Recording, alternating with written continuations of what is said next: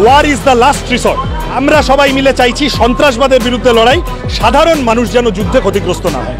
Indian army তারা বলছেন, colonel Sofia Qureshi, wing commander Vyomika Singh একসাথে দাঁড়িয়ে বলছেন যে India is a secular nation, ধর্মনিরপেক্ষ দেশ। আমি আর্মির কথা শুনবো না এখানে তিন বাটি অধিকারী সেকুমাকু বলে গাল দিচ্ছে। Colonel Sofia Qureshi, wing commander Vyomika Singh তারা বেশি বড় দেশপ্রেমিক, অজল ঘোষ বেশি বড় দেশপ্রেমিক। কার কথা শুনবো? আমরা দেশপ্রেমের রাস্তায় আছি। আমাদের আর্মি যেভাবে ভাবছে, আমরা সিপিআইএম, আমরা বামপন্থীরা সেই কথাগুলোই বলার চেষ্টা করেছি। যুদ্ধ কোনো দীর্ঘমেয়াদী সমাধান নয়। আমাদের যারা নৌসেনা বায়ুসেনার কমান্ডাররা, সিনিয়র অফিসাররা তারা প্রেসমিট করে এসে বলেছেন আমরা শুধু জঙ্গি ঘাঁটিগুলো ধ্বংস করার চেষ্টা করেছি, এটাই আমাদের প্ল্যান হওয়া উচিত। এই কথা যখন আমরা বলছি তখন আমাদের ওপর লাফিয়ে পড়ছে। আমি যদি পাল্টা প্রশ্ন করি, সিমলা এগ্রিমেন্ট ব্রেক হলো কেন? ডোনাল্ড ট্রাম্প কে ভারত পাকিস্তান যুদ্ধ কি করবে না করবে তা ঘোষণা করার?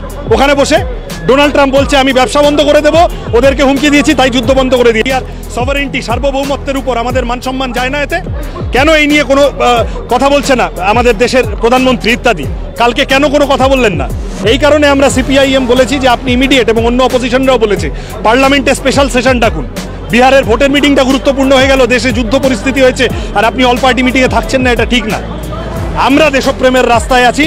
যারা দেশের ভিতরে টুকরে টুকরে গ্যাং মানুষকে ভাগ করার চেষ্টা করছে তারাই আসল দেশদ্রোহী। নরেন্দ্র মোদী তো ইসলামিক সন্ত্রাসবাদ বলতে পারছে না, তুমি আমার মুখে জোর করে বসানোর চেষ্টা করছো কেন? আমি বলে দিতে পারি, আগে নরেন্দ্র মোদী দেশের প্রধানমন্ত্রী, এই যে কালকে 8টার সময় যে ভাষণটা দিয়েছেন, ইসলামিক সন্ত্রাসবাদ বলেছেন? কেন বলতে পারলেন না? আমার প্রশ্ন। এখন যেদিন স্টেটমেন্টটা করেছিলেন, কেন ইসলামিক সন্ত্রাসবাদ বলতে পারেননি? তোমরা খোঁজ নাও। পাকিস্তানের পতাকা পোড়াচ্ছে বিধানসভার বাইরে, পতাকাটা পেলো কোত্থেকে? পাকিস্তান জিন্দাবাদ বলে লিখতে গিয়ে, হিন্দুস্তান মুর্দাবাদ পাকিস্তান জিন্দাবাদ লিখতে গিয়ে বিজেপির ছেলে ধরা পড়ছে কেন? মেজর ছিলেন, আমাদের এক্স আর্মি চিফ ছিলেন মেজর নারাওয়ানে, জেনারেল নারাওয়ানে, তিনি বলেছেন যে যুদ্ধ কোনো দীর্ঘমেয়াদী সমাধান হতে পারে না, যুদ্ধ ইজ দ্য লাস্ট রিসর্ট। বলেছেন কিনা? তা জেনারেল নারাওয়ানে কি সিপিএম এর লোক নাকি? জেনারেল নারাওয়ানে শুভেন্দু অধিকারীর চেয়ে কম দেশপ্রেমিক? তিনি বলেছেন যে যুদ্ধ নিয়ে, যুদ্ধ বলিউডের সিনেমা না, এটা নিয়ে ফ্যান্টাসাইজ করবেন না, রোমান্টিসাইজ করবেন না। সুতরাং পরিষ্কার কথা হচ্ছে, আমরা বামপন্থীরা আমাদের দেশের সেনাবাহিনী যেভাবে চলছে, যে কথা বলছে, সেই রাস্তায় হাঁটছি। আর যারা দেশের ভিতরে, কর্নেল সোফিয়া কুরেশির সামনে গিয়ে দাঁড়ানোর ক্ষমতা নেই, ওই জন্য সোফিয়া কুরেশি বলছেন we are a secular nation, Vyomika Singh বলছেন we are a secular nation, press meet করে বলছেন, সামনে গিয়ে দাঁড়ানোর ক্ষমতা নেই। সেকুমাকু বলে আমাদের এখানে গাল দিচ্ছে। আর যখন আমাদের রাজ্যে, আমাদের দেশের সেনা জওয়ান ঝন্টু আলী শেখের বডিটা এলো, তখন বিজেপির একটা লোক যাওয়ার ওখানে সুযোগ পেল না। এই হচ্ছে এদের দ্বিচারিতা। সবাই মিলে চাই, রাজ্য সরকারে যিনি আছেন, কেন্দ্রীয় সরকারে যারা আছেন, সবাই মিলে, পূর্ণম কুমার সাউ, তাকে, তিনি পাকিস্তানে আটক আছেন তাদের সেনাবাহিনীর হাতে সম্ভবত, তাকে ফিরিয়ে আনুক। তিনি আমাদের দেশের নাগরিক এবং আমরা সবাই চাই তিনি দ্রুত নিজের বাড়িতে ফিরে আসুন। তার জন্য যা যা ডিপ্লোম্যাটিক টক, এইগুলোই আমরা বলছি। খালি পূর্ণম কুমার সাউ বলে নয়, কোচবিহারের একজন সাধারণ কৃষক বাংলাদেশে আটকে আছেন তাদের ফোর্সের হাতে, এই কথাগুলো সামনে আসছে না। এই তিন বাটি অধিকারীরা এই কথাগুলো সামনে আসতে দিচ্ছে না। আমাদের দেশের সাধারণ মানুষ সেনাবাহিনীতে, অমিত শাহর ছেলে যায় না সেনাবাহিনীতে, তোমার আমার পরিবারগুলো থেকে যায়।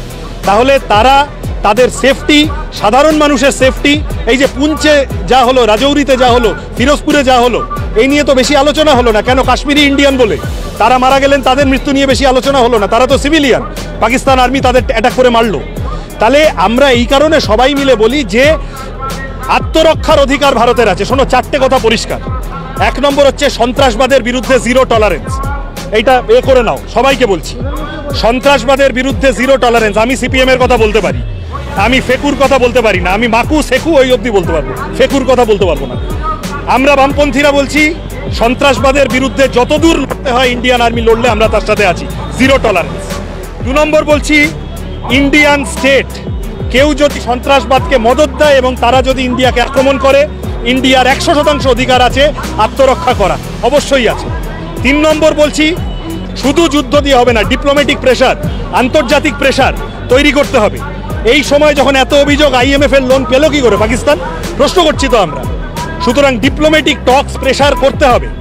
আর 4 নম্বর গিয়ে আমরা বলছি, সিভিলিয়ান এলাকায় যেন যুদ্ধ স্প্রেড না করে, সাধারণ মানুষের ক্ষতি হয়, সেই যুদ্ধ আমরা কেউ চাই না।